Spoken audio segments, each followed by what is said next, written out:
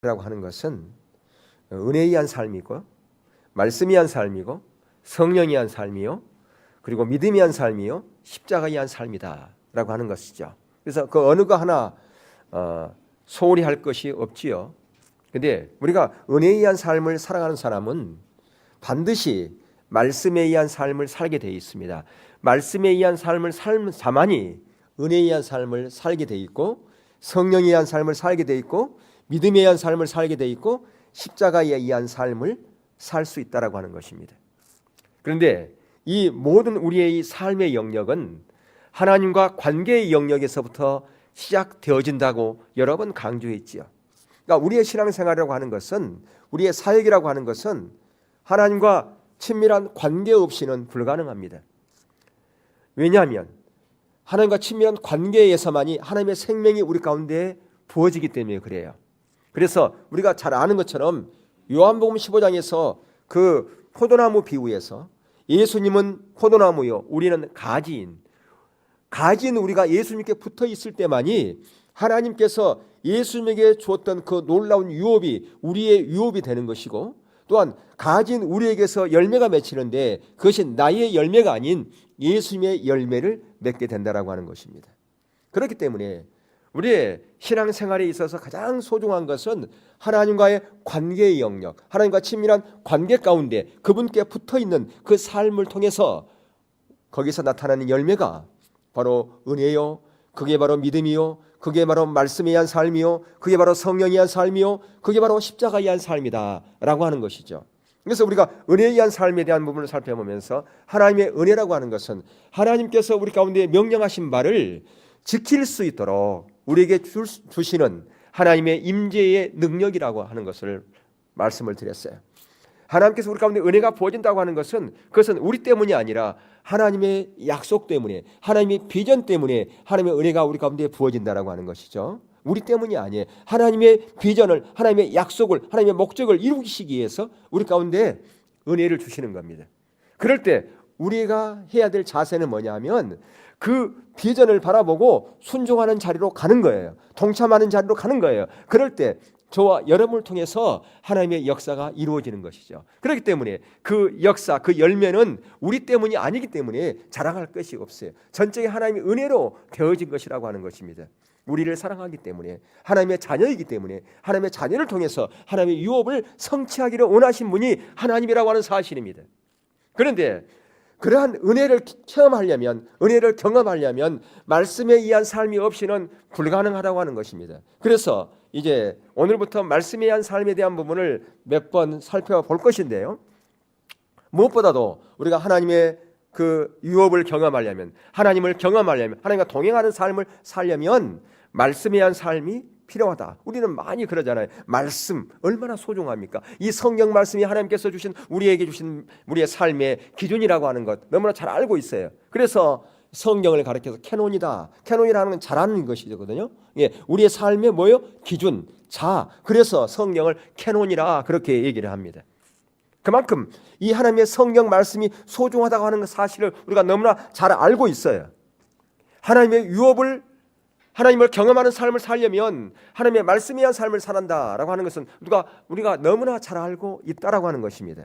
그런데 진정으로 하나님의 말씀에 의한 삶을 살지 못하면서도 우리는 하나님의 말씀에 의한 삶을 살고 있다고 착각할 수가 있기 때문에 오늘 말씀에 의한 삶이 뭔가를 살펴보려고 하는 것입니다. 오늘 본문으로 가면 하나님께서는 여호수아에게 모세와 함께 하셨던 그 놀라운 그 능력과 유업을 경험하도록 하기 위해서 반복적으로 약속하시는 것이 있어요.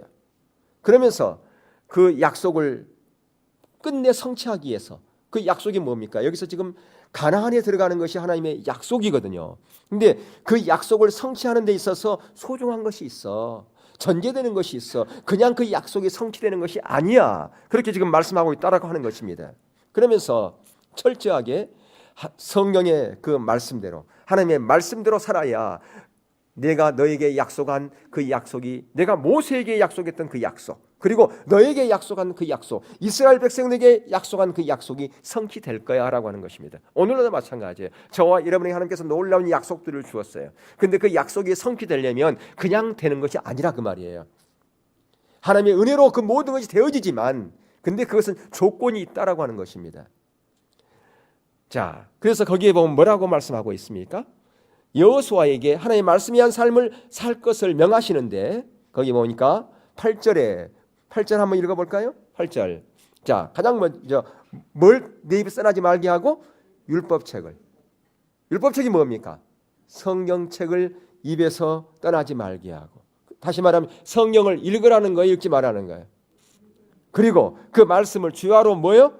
묵상하고, 또 그 다음에 그 안에 기록된 대로 다 지켜 행하라. 그리하면 내 길이 평탄하게 될 것이며 내가 형통하리라. 그렇게 말씀하고 있어요. 그런데 신앙이 타락하면요, 8절의 말씀은 눈에 안 들어옵니다. 그러면 무슨 말씀만 들어올까요? 우리가 이 본문을 읽어도 이 여호수아서를 딱 읽었어요. 딱 읽는데 8절 말씀은 눈에 안 들어와요. 신앙이 타락한 사람은. 그럼 무슨 말씀이 딱 눈에 들어올까요? 9절 말씀이 눈에 딱 들어옵니다.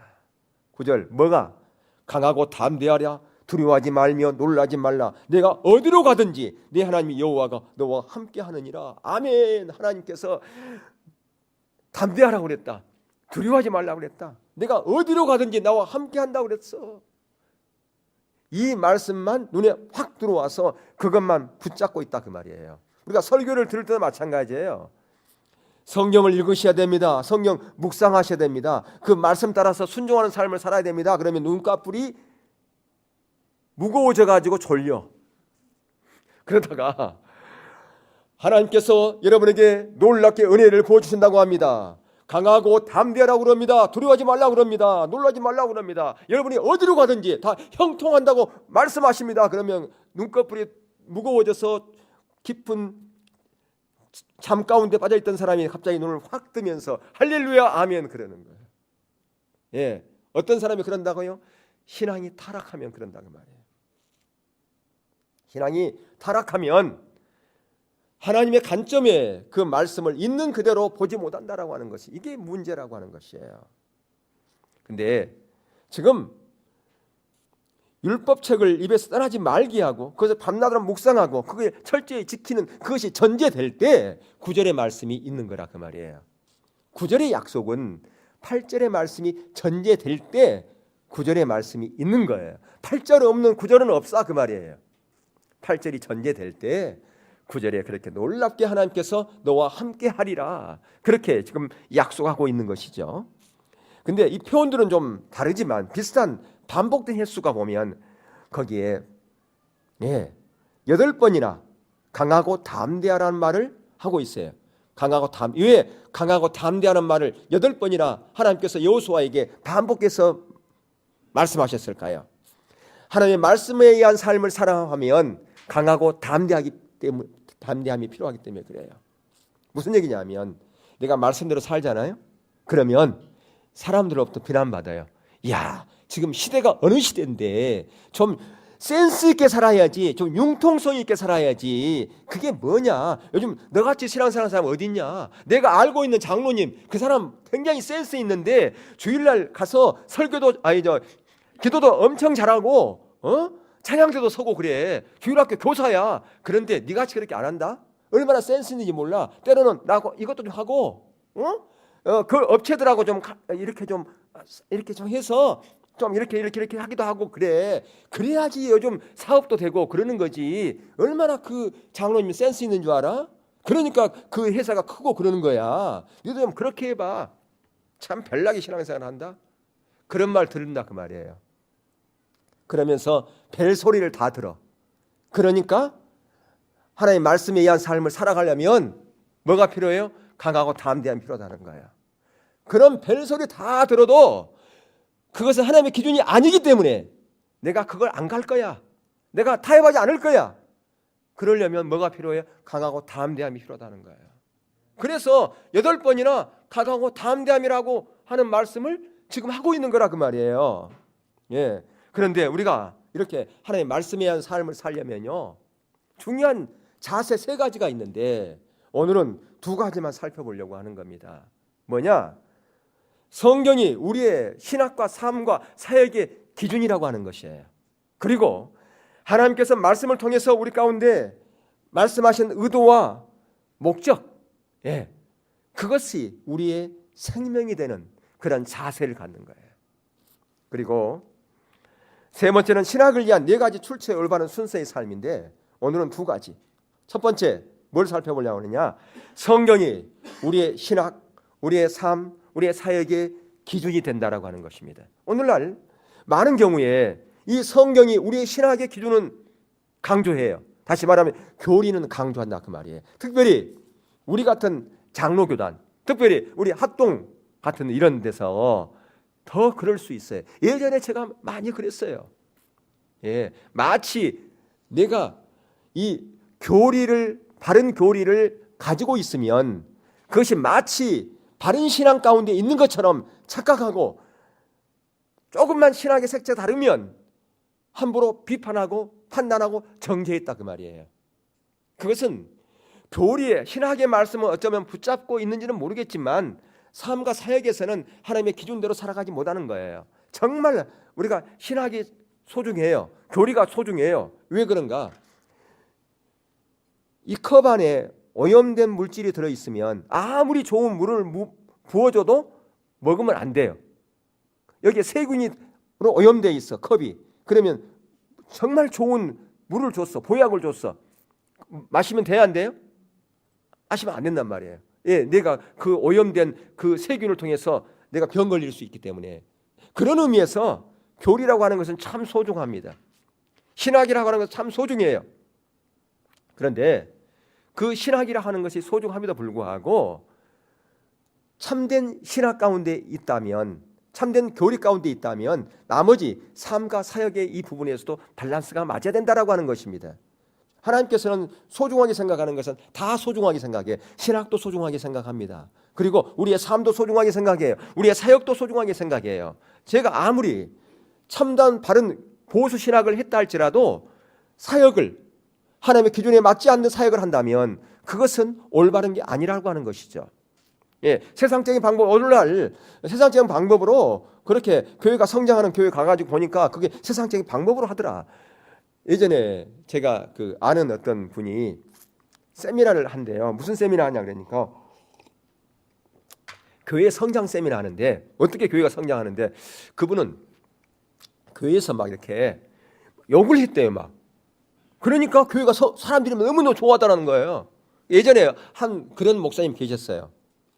소천하셨지만 그분은 뭐 이렇게, 예, 그런 거, 그거 세미나를 한대. 그래 나중에 그 실패했어요. 누가 그렇게 합니까? 요즘 시대가 어딘데. 예, 그러니까 하나님의 기준이 아닌 것이 마치 기준인 것처럼 그것이 정당화되는 경우가 너무 많다라고 하는 것이에요. 여러분, 아무리 신학이 오라도, 교리가 오라도 그것이 삶과 사역과 조화를 이루지 않으면 그 모든 것이 헛될 수 있음을 우리는 기억할 필요가 있어요. 근데 우리가 신앙이 타락하면요, 신앙이 타락하면 항상 하나님의 말씀을 버리게 되어 있습니다. 신앙이 타락하면요. 어떻게 버리느냐? 호세아 시대를 우리가 볼 수 있어요. 호세아 시대 보면, 또 호세아 시대도 그렇고 또 예레미야 시대도 그렇고 그다음에 예수님 시대도 그래요. 우리가 세 시대의 비극을 살펴봤지만요, 호세아 시대하고 이사야 시대는 같은 시대입니다. 예, 세 시대, 이사야 시대는 북쪽 이스라엘이 아수르에 의해서 멸망당하고, 그 다음에 예레미야 시대는 남쪽 유다가 바벨론에 의해서 멸망당하고, 예수님 시대에 이스라엘은 로마에 의해서 멸망을 당했거든요. 왜 그들이 멸망을 당할 수밖에 없었는가? 그걸 알 필요가 있어요. 왜? 그들은 하나님의 말씀을 버렸기 때문에. 성경은 그들이 하나님의 말씀을 버렸다 그렇게 얘기를 해요. 근데 하나님의 말씀을 버리는 것이 그들은 의미를 몰랐어요. 바리새인들도 하나님의 말씀을 버린다는 의미를 몰랐어요. 호세아 4장 6절을 한번 보겠습니다. 함께 읽겠어요. 시작. 내 백성이 지식이 없으므로 망하는도다. 내가 지식을 버렸으니 나도 너를 버려 내 제사장이 되지 못하게 할 것이요, 내가 내 하나님의 율법을 잊었으니 나도 내 자녀들을 잊어버리라. 자, 여기서 보면 내가 지식을 버렸다. 지식을 버렸다는 뭐예요? 성경 말씀의 지식을 버렸다는 얘기거든요. 그러니까 이 부분을 예수님 시대 바리새인들은 어떻게 해석했냐 그러면, 우리 조상들은 하나님의 말씀도 없었구나. 말씀도 없이 그렇게 살았네. 어떻게 말씀을 버린단 말이야? 근데 그럼 이 말씀은 오늘날 또 우리가 생각하기는, 이 당시는 출판이 아직 제대로 안 돼가지고 성경이 제대로 없었다. 그래서 성경을 제대로 알지 못했다. 우리는 성경을 갖고 있잖아. 집에 성경책 몇 권 있지 너는? 우리는 5권 있는데, 우리는 7권 있어. 우리는 성경이 지식이 있어. 이렇게 또 생각할 수 있는데, 여기서 의미하는 것은 지식이 없어 망했다고 하는 것은, 다시 말하면 하나님을 아는 지식을 얘기하는 거예요. 어떻게 하나님을 아는 지식? 이론으로 하나님을 아는 지식이 아니라 경험을 통해서 하나님을 아는 지식이 없어 망했다 그 말. 다시 말하면 신앙의 본질, 하나님을 인격적으로 알고 그분을 전적으로 사랑하는 그게 없었기 때문에 망했다. 그래서 호세아 6장 6절에서 우리가 신앙의 본질에 대한 그 대표 구절이 호세아 6장 6절 아니십니까? 하나님께서 뭐라고 말씀하세요? 내가 원치 않은 것이 2가지 있는데, 나는 번제와 제사를 원치 아니하고 나를 알고 나를 아는 것, 인애를 원한다. 나를 알고 사랑하는 걸 원한다. 그렇게 말씀했어요. 다시 말하면 번제와 제사보다 더 소중한 것은, 더 우선시되는 것은 나를 인격적으로 알고 나를 전 존재로 사랑하는 신앙의 본질, 바로 이들이 신앙의 본질을 위해서 떠났다 그 말이에요. 하나님을 인격적으로 아는, 실제로 경험하는 그 지식에서 떠났기 때문에 바로 내가 너희들을 잊어버리겠다 그렇게 말씀. 이것은 뭐냐면 실제로 그들이 이론으로는 하나님의 말씀을 많이 알고 있으니 모르지만 실제 삶 가운데서 하나님의 말씀을 버렸다라고 하는 것을 말하는 거예요. 예레미야 시대도 마찬가지입니다. 예레미야 6장 19절을 보면 함께 읽겠습니다. 시작. 땅이여 들으라. 내가 이 백성에게 재앙을 내리니 이것이 그들의 생각의 결과라. 그들이 내 말을 듣지 아니하며 내 율법을 거절하였습니다. 그러니까 이 말씀은 그들이 하나님의 말씀을 몰랐다는 얘기가 아니에요. 그들은 하나님의 말씀을 암송했던 사람들이에요. 주야로 묵상했던 사람이에요. 그럼 뭐냐? 그들의 삶 가운데서 하나님의 말씀과 배치되는 것이 있다. 그러면 그 말씀대로 안 살았다는 거예요. 아까도 얘기했지만 오늘날 좀 센스 있게 살아야지. 그렇게 살아가는 사람이 어디 있냐? 너 그렇게 해가지고 너 삶 망한다. 그래서 하나님의 말씀과 타협되는, 그러니까 하나님의 말씀하고 이게 맞지, 이게 말씀대로 하면 내가 손해를 봐. 정직하게 행하면, 하나님의 말씀 따라 살아가면 내가 손해가 올 것 같아.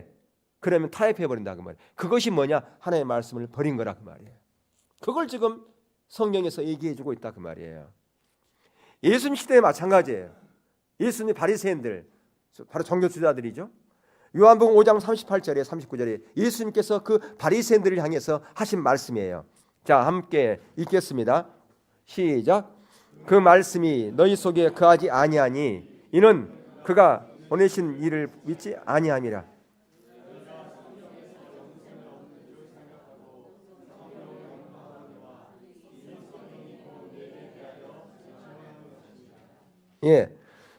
보세요. 말씀이 그들 속에 있어요, 없어요? 없다는 거예요. 근데 그들은 생각했어요. 아니, 우리에게 하나님의 말씀이 없다니. 우리는 하나님의 말씀을 암송해 버렸어요. 그러니까 이들은 호세아 시대나 예레미야 시대에 자기들 조상들을 보면서 이들이 하나님의 말씀이 없어서 망했구나. 그렇다면 우리는 하나님의 말씀을 읽는 것을 끝내지 말고 암송해 버리자. 그래서 그 말씀을 다 우리 안에 넣어버리자. 그래서 이마에다가 또 새기고 손목에다가 이렇게 새겼어요. 그래서 자기들은 자기 속에 하나님의 말씀이 있다고 생각했어요. 그런데 예수님은 뭐래요? 너희 속에 하나님의 말씀이 거하지 않는다.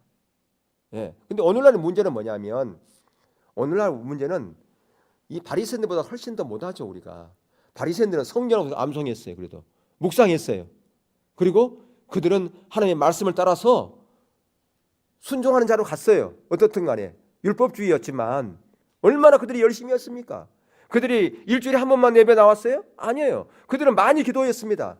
그들이 헌신은 얼마나 우리가 따라갈 수 없는 헌신이에요. 대단한 헌신입니다.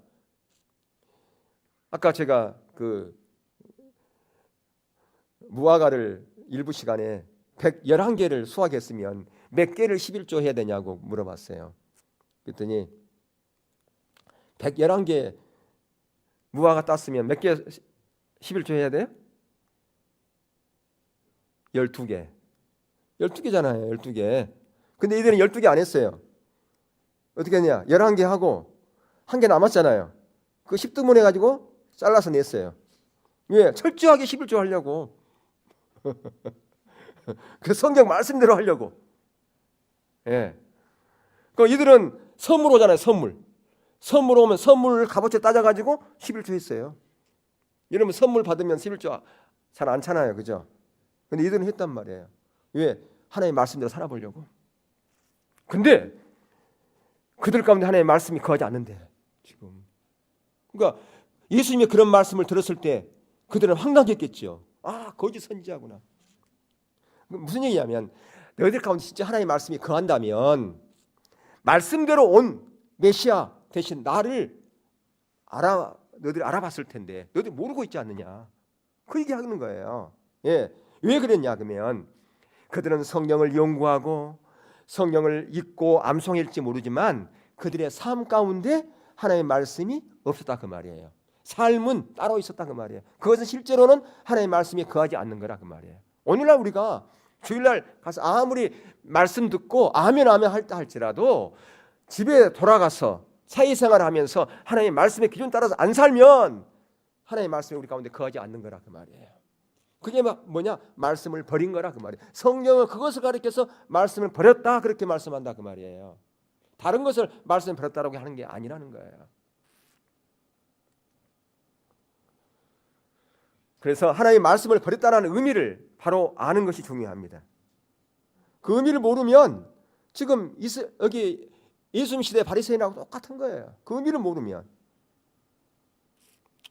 그러니까 이스라엘 백성들이, 그러니까 바리새인들이 성경도 모르고 성경도 안 읽고 성경도 연구도 안 하고 그거 안 했다는 얘기가 전혀 아닙니다. 예, 오늘날에는 우리가 그것 자체도 안 하지만 근데 이들은 열심히 했다니까요. 우리가 따라갈 수 없을 정도로 그렇게 열심히 성경 공부하고 성경 암송하고 성경 묵상하고 연구했던 사람들이었어요. 그래서 누구보다도 그들은 성경에 대해서 박사라고 자부했던 사람들이 예수님 시대의 종교 지도자들이었다 그 말입니다. 그러니까 항상 신앙이 타락하면 동일한 이해를 가지고 있습니다. 이해가 똑같은 거예요. 신앙이 타락하면 교리의 하나님의 말씀은 붙잡아요. 교리의 하나님의 말씀은. 그러니까 예수님께서도 이들의 교리가 잘못되지 않았음을 알았어요. 그래서 제 아들에게 그들이 말하는 것은 들으라 그랬어요. 왜 예수님께서 제 아들에게 바리새인들이 교훈은 들으라고 그랬을까요? 바리새인들의 교훈이 잘못되지 않았기 때문에 그들이 말하는 것은 들어라. 그러나 그들의 삶은 본받지 말아라 그랬단 말이에요. 그러니까 오늘날 신앙이 타락하면 많은 경우에 교리에 대해서는 생명을 걸어요. 교리가 조금만 잘못되면 그것 가지고 막 비난합니다. 제가 예전에 그랬다니까요. 교리 조금 잘못되면 막 그거 비난하고 판단하고 막 그랬어요. 그건 실제로는 삶에 하나님의 말씀이 없는 거였는데 정말 그것이 왜 그렇게 나하고 교리가 다른가? 그걸 상대방 입장에서 그들의 관점에서 보아야 되는 거거든요. 솔직히요. 이단이 아닌 이상 여러분 뭐 침례교라든가 무슨 감리교라든가 뭐 성결교라든가 이단 아니잖아요. 그러니까 그들이 보는 관점이 있어요. 근데 다 성경에서 나온 거예요. 그러니까 성경 이 탁자를 보더라도 이쪽에서 보는 것과 이쪽에서 보는 것과 앞에서 보는 뒤에서 보는 것 다르잖아요. 이렇게요. 그 보는 관점이 좀 다른 건데 내가 보는 하고 똑같은 거 아니라고 함부로 판단하고 정죄해. 그것은 마치 하나님의 말씀을 보는 그들의 관점을 무시한 거고 그 하나님의 말씀을 무시한 거인데 모르고 우리가 그렇게 한다 그 말이에요. 예.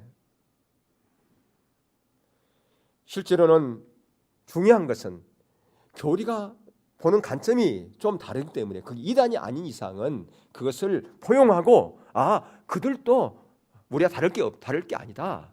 그렇게 보면 되는데 중요한 것은 뭐냐 하면 우리의 삶 가운데서 과연 내가 하나님의 말씀을 쫓아서 살아가느냐 안 살아가느냐 그것에 비중을 두어야 되는데 다른 것에 비중을 두고 그것 때문에 목숨 거는 사람들이 있다 그 말이에요. 언제 그러느냐? 신앙이 타락하면 항상 그랬다 그 말이에요. 근데 그것은 실제로는 삶의 하나님의 말씀을 버리면 실제로 하나님을 거역하는 행위다 그 말이에요. 근데 그걸 몰라요. 하나님을 거역하는 행위가 뭔지를 몰라. 하나님을 거역하는 행위가 우리의 삶 가운데서 하나님의 말씀을 쫓아서 가지 않은 것이 하나님을 거역하는 건데 그것을 모른다 그 말이에요. 그래서 교리적인 신념을 믿음으로 착각하는 사람이 있어요. 교리적으로 내가 딱 믿고 있으니까, 내가 옳은 교리를 갖고 있으니까, 우리는 보수 교리를 갖고 있으니까 그것을 믿음이라고 착각하는 사람이 있어요. 예, 그 신념을, 그것이 신념화가 됐어요. 그래서 자기의 어떤 신념, 그것이 깨뜨려져야 되는데 자기가 갖고 있는 신념이 꽉 차 있어가지고 그것이 과연 그거하고 좀 틀리면 함부로 막 얘기를 하는 사람들이 있어요. 그게 과연 옳은 것처럼 전혀 틀리면 어떤 경우에는 전혀 틀려. 근데 그것이 옳은 것처럼 착각한다 그 말이에요. 여러분, 교리적인 신념은 실제로 믿는 믿음과 다를 수 있어요.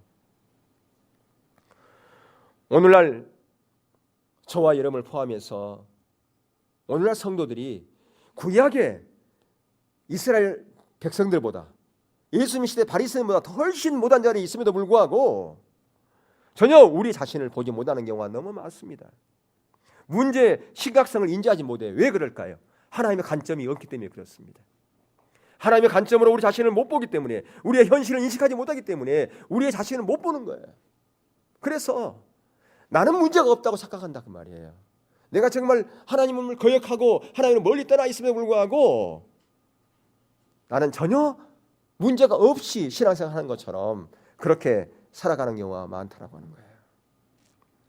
하나님은 우리의 입술의 소리를 듣는 게 아니고, 우리의 입술의 고백을 듣는 게 아니고 우리의 행동의 소리를 듣습니다. 내가 어떻게 행동하는 자라, 그것이 하나님께 믿음으로 반영되는 거예요. 내가 하나님 믿습니다. 내가 하나님을 사랑합니다. 아무리 입술로 많이 고백한다 할지라도 그것이 하나님께 반영되는 것이 아니라 내 삶의 행동이 하나님께 반영되게 돼 있다 그 말이에요. 하나님은 우리를 평가할 때 우리의 입술의 고백으로 우리를 평가하는 것이 아니라 우리의 삶의 행동을 통해서 하나님께 우리를 평가하고 있다고 하는 것을 우리는 기억할 필요가 있어요. 여러분, 그렇기 때문에 하나님의 의도와 목적을 아는 것이 너무너무 소중합니다. 시간이 이렇게 많이 갔네요. 이스라엘 백성들은 엄청난 희생과 헌신과 하나님을 대한 뜨거운 열정이 있었음에도 불구하고 이미 살펴본 대로 3번에 걸쳐서 멸망을 당했지 않습니까? 왜 그랬다고요? 그들에게 말씀이 교리가 없었기 때문에 그런가요? 신학이 없었기 때문에 그런가요? 아니요. 그들의 삶 가운데서, 그들의 사역 가운데서 하나님의 말씀을 버렸기 때문에 그렇다는 거예요. 우리의 삶 가운데서. 사역은 뭡니까? 여러분의, 저 같은 경우는 목회 사역일 수 있고, 여러분은 여러분의 현장에서의 그 모든 일하는 것이 사역입니다. 그 사역이 하나님의 말씀의 기준 하에 서야 된다라고 하는 것이죠. 두 번째, 말씀에 의한 삶을 살려면 하나님께서 말씀하신 의도와 의미와 목적이 나의 생명이 되는 그런 자세예요.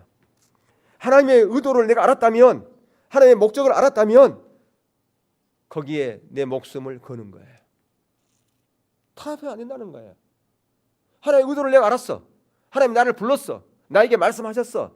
그러면 거기에 분명한 하나님의 의도와 목적이 있다 그 말이에요. 나를 사용하려고 그러는구나. 나를 쓰시려고 그러는구나. 근데 하나님께서는 우리를 쓰시려고 그럴 때에 우리를 비우고 쓰시거든요. 우리 있는 그대로 놔두고 쓰시지 않아요. 우리를 비워버리고 쓰신단 말이에요. 왜? 우리 가운데 여지까지 세상적인 지혜, 세상적인 경험, 세상적인 관점, 그런 것이 가득 차 있기 때문에 그걸 그대로 두고서 우리를 쓰면 하나님의 말씀에 충돌되어져서 하나님의 뜻대로 순종하지 않으니까 우리를 비우고 쓰시려고 그런단 말이에요. 그러니까 우리를 비우려고 그러면 대가 지불이 있어야 돼요.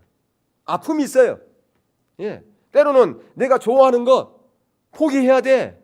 내가 즐기는 거 포기해야 돼. 내가 가까이 하고 있는 사람들 끊어야 돼. 대가 지불이 있어야 한단 말이에요.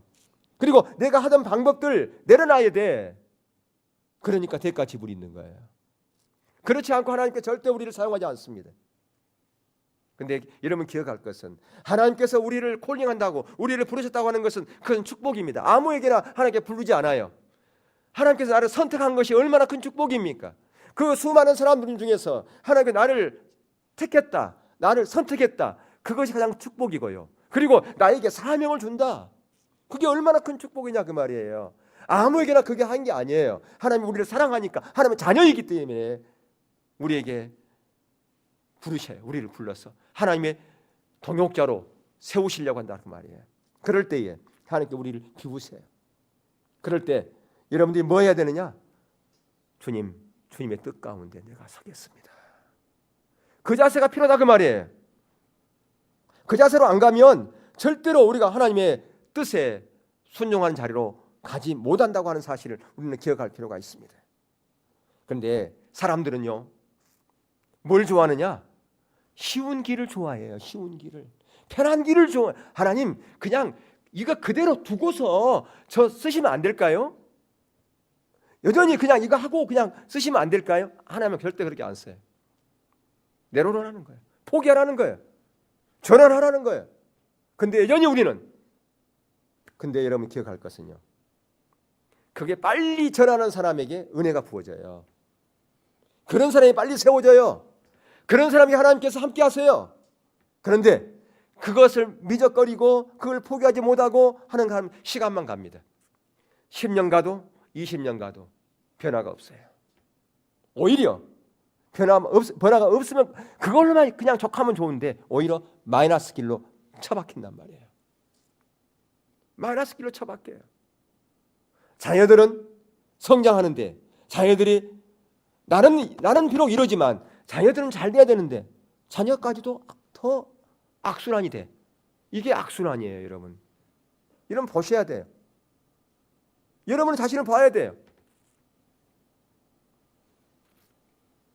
여러분 예레미야 시대에 보면 이런 거짓이 팽배했습니다. 예레미야 시대에 보면. 그래서 성도들이 지금 하나님을 버려가지고 지금 심판이 코앞에 있음에도 불구하고 사람들은 뭘 좋아했느냐? 거짓 메시지 좋아했어요. 축복의 메시지. 지금 바벨론의 포로로 잡혀갔고 바벨론으로 멸망당하는 그 직전에 있음에도 불구하고 그들은 깨우치지 못했어요. 그래서 그들에게는 치유의 메시지, 위로의 메시지, 축복의 메시지만 듣기를 원했다라고 말이에요. 그래서 자기에게 맞지 않는 그런 메시지가 있으면 떠나버려요. 여기만 교회나? 그리고 교회를 떠나는 거예요. 자기에게 필요한 메시지, 자기가 듣기 좋아하는 메시지, 그걸 쫓아간 거야. 그것이 자기를 죽이는 길임에도 불구하고 그들은 그렇게 했다 그 말이에요. 여러분 성경이 말하는 복이라고 하는 것이 무엇입니까? 우리가 잘 아는 신명기 30장에서 하나님께서는 우리에게 두 가지를 두고서 선택하라고 그랬어요. 생명과 복, 사망과 화. 네가 살기 위해서, 너를 위해서는 생명과 복을 택해라. 여러분 부모가 자녀에게 생명과 복을 택하기를 원하지 사망과 화를 택하기를 원하는 부모가 어디 있습니까? 하나님도 마찬가지예요. 하나님의 백성인 저와 여러분이 생명과 복을 택하기를 하나님이 원하지 않습니까? 그러면서 생명과 복을 택하는 방법은 이거란다. 가장 먼저 하나님을 사랑하는 거야. 내 길에 서서 내 명령에 순종하는 거야. 그러면서 마지막으로 나에게 부종하는 거야. 옛날 성경에는 그렇게 돼 있어요. 지금 성경에는 나를 의지하는 거야. 그게 바로 뭐냐 하면 하나님께 붙어버리는 것을 얘기하는 거예요. 강력한 풀로 붙이는 것을 얘기해요. 그 언어에 보면 부종이라고 하는 그 뜻이, 의지한다는 그 뜻이 하나님께 달라붙어버리는 거예요. 뭘로? 강력한 풀로 붙여가지고 뛸 수 없도록 그렇게 우리가 하나님을 의지하라는 거예요. 다시 말하면 거기에서 하나님의 생명이 우리 가운데 부어져서 하나님의 은혜가 부어져서 하나님의 복이 우리 가운데 넘치기 때문에, 그러니까 다시 말하면 하나님 그분 자신이 복이라 그 말이에요. 그러니까 그분을 구하면 되는 거예요. 하나님을 만나면 되는 거예요. 하나님을 구하면 된다 그 말이에요. 그분이 우리의 복이기 때문에. 그런데 거기서 또한 뭐냐면 주보에 여러분이 내가 그걸 해놨어요. 성경이 말하는 복을 요약해서 설명해놨어요. 역대하 15장에 보면 하나님은 이게 황금률인데 하나님은 하나님과 함께하는 자에게 함께하고 하나님은 버린 자를 버리게 된다고 말해요. 함께하는 자, 하나님을 이렇게 추구하는 자, 그런 자에게 하나님 항상 함께하실 거예요. 예, 다시 말 하나님과 함께한다는 것은 신앙의 본질 가운데 서는 것을 얘기해요. 그래서 호세아서에서 우리가 주께로 돌아가자, 주께로 돌아가자 그렇게 외쳤을 때 이스라엘 백성들은 무슨 소리야? 우리가 지금 주님께 있는데 제가 안식일날 우리가 제사 드리고 예배 드리고 기도하는데 저 안 믿는 사람들이 주께 돌아가야지. 예, 우리가 주께 돌아가. 성경에서 주께 돌아간다는 의미는 신앙의 본질로 돌아온다는 얘기예요. 하나님을 떠난다는 것은 신앙의 본질에 떠난 것을 하나님 떠난 것을 얘기하는 거예요. 그러니까 교회에 아무리 우리가 앉아 있었다 할지라도 신앙의 본질에 서 있지 않으면 하나님을 떠난 거라 그 말이에요. 그래서 하나님과 함께한다는 말은 신앙의 본질 가운데 서는 것을 얘기하는 거예요. 그래서 하나님과 함께하는 그 삶을 살기 위해서는 전 존재로 주님을 사랑하고 그분을 알기를 열망하는 하나님 중심적인 삶 가운데서 하나님 그분 자신만을 구하는 그런 하나님을 경외하는 하나님 얼굴을 구하는 그런 경외하는 자리에 우리가 있을 때에 하나님의 생명과 하나님의 복이 우리의 삶 가운데 넘치게 되어 있다라고 하는 것입니다. 그런데 이사야 시대도 그렇고 예레미야 시대도 그렇고 예수님 시대도 마찬가지지만 그들의 가운데는 하나님의 의도와 의미와 목적, 하나님의 말씀의 의미와 의도와 목적 그것이 왜곡되어져서 그들 나름대로 그 말씀을 해석했다 그 말이에요. 그러니까 자기들이 지금 다른 길로 가고 있음에도 불구하고 하나님의 말씀의 기준이 아닌 다른 길로 가고 있음에도 불구하고 자기들은 전혀 문제가 없다고 생각했어요. 오늘날 우리가 신앙에 타락하면 하나님의 기준에서 멀리 가 있음에도 불구하고 하나님의 말씀에서 멀리 가 있음에도 불구하고 전혀 그것에 문제의식이 없고 또 그리고 잘못된 줄 모르고 살아간다라고 하는 것이 문제가 있다라고 하는 것입니다. 여러분 마태복음 11장 28절에서 29절 한 말씀을 한번 예를 들고서 마치려고 그러는데요. 한번 우리 읽어봅시다. 예, 시작. 수고하고 무거운 짐자들 다 내게로 오라. 내가 너희를 쉬게 하리. 나는 마음이 온유하고 겸손하니 나의 멍에를 메고 내게 배우라. 그리하면 너희 마음이 힘을 얻으리니. 자, 여기 보세요. 28절에 수고하고 무거운 짐진 자들이 저와 여러분이에요. 이 세상을 사랑하는 사람들 중에서 무거운 짐을 지지 않는 사람은 아무도 없단 말이에요. 그러한 저와 여러분 하나님께서 아시고 다 주님께 와서 힘을 얻으라 그렇게 말씀하세요. 그런데 그 힘을 얻는 방법은 어디에 있느냐? 29절에 있어요. 뭐냐? 주님과 함께 뭘 맺을 때? 멍에를 맺을 때. 멍에를 주님과 그 멍에 매? 그런 사람들이 깜짝 놀래.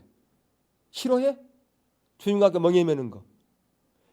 28절의 말씀은 좋아. 그래서 오늘날 29절의 말씀은 딱 띄워놓고 28절 말씀만 막 얘기해. 여러분, 예수님께서 수고하고 무거운 짐진 자들 다 내게로 오라고 그랬습니다. 그분께서 힘이 있기 때문에 우리를 초청하십니다. 할렐루야. 그럼 사람들은 아멘 그래요. 근데 그게 그냥 되어지는 게 아니라 주님과 멍에 안 매면 그 힘이 없다 그 얘기예요.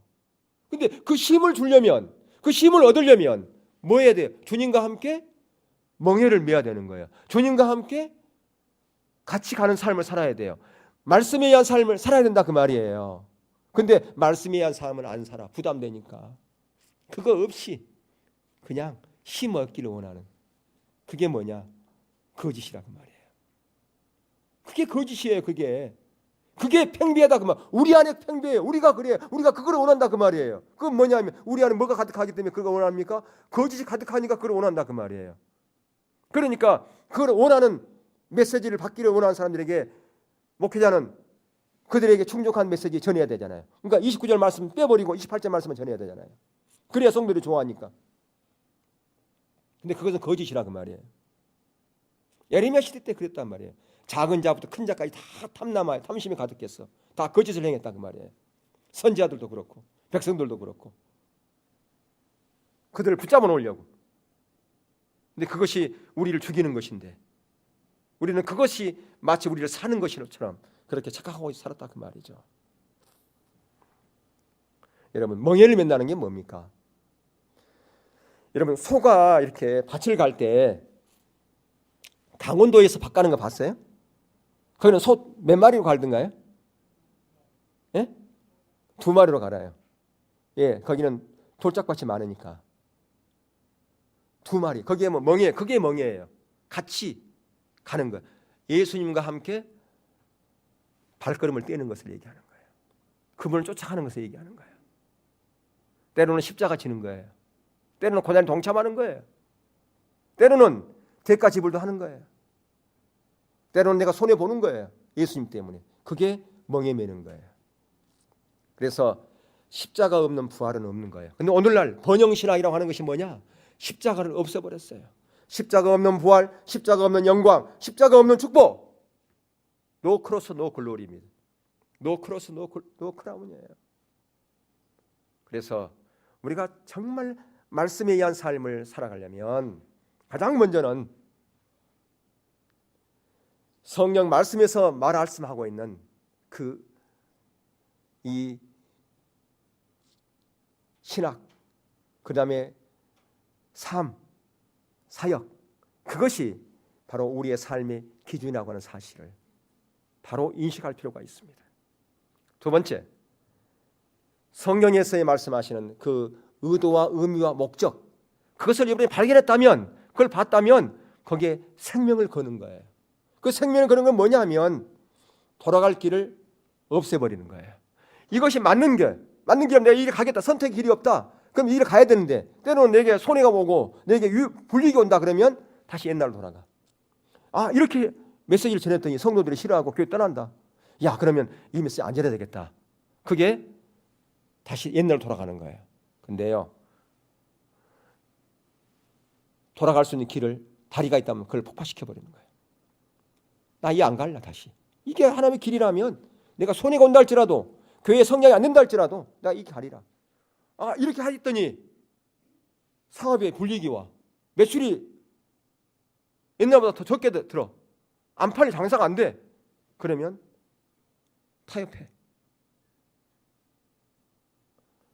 그래서 우리가 이 말씀에 의한 삶을 살려면 돌아갈 수 있는 길을 뭐 해야 버린다고요? 폭파시켜버려야 된다는 거예요. 예, 그게 필요해요. 우리가 돌아올 수 없는 길을 가는 거예요. 말씀에 의한 삶을 산다는 것이. 그러면 그게 내게 손해가 올 것인가? 내게 불이익이 올 것인가? 그것은 하나님이 아시는 거예요.